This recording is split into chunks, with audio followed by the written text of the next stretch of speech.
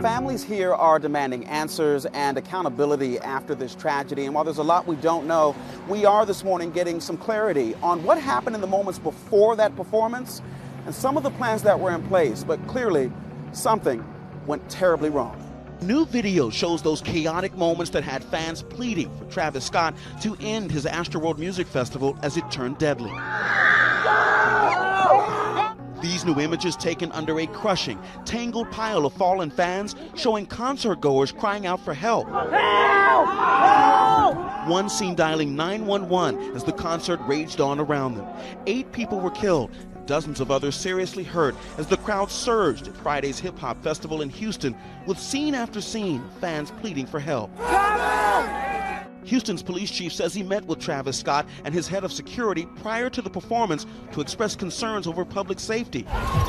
The New York Times reporting that Houston officials were worried about crowd control, showing concert goers rushing past security earlier in the day, citing previous Astroworld festivals that became dangerous. Police now investigating why it took nearly 40 minutes to stop the rapper's show after Houston police declared the concert a mass casualty event.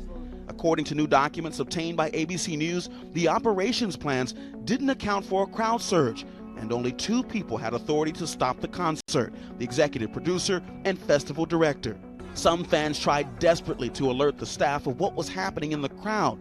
I'm honestly just devastated, and I could never imagine anything like this just happening. Scott saying he'll cover all funeral costs, refund admission to all attendees, and offer counseling sessions to anyone affected by the tragedy.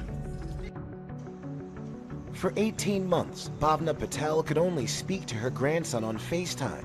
Now that American borders are reopening, the promise of actual FaceTime leaves her speechless. I don't have words. Actually see in person, you don't know. And if they've woken him up and come and, so I said, just don't cry, Kaika. Emotional reunions, just like the Patels, seen in airports all over the country after the Biden administration lifted the COVID travel ban.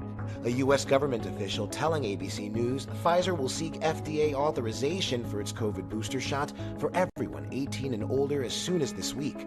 This as the Justice Department responds to an appeals court which temporarily blocked enforcement of the Biden administration's rule requiring vaccines or weekly testing for people at companies with at least 100 employees, saying the decision would likely cost dozens or even hundreds of lives per day. Congress empowered OSHA through a law that has been in the books for more than 50 years. So this is an authority that we believe the Department of Labor has.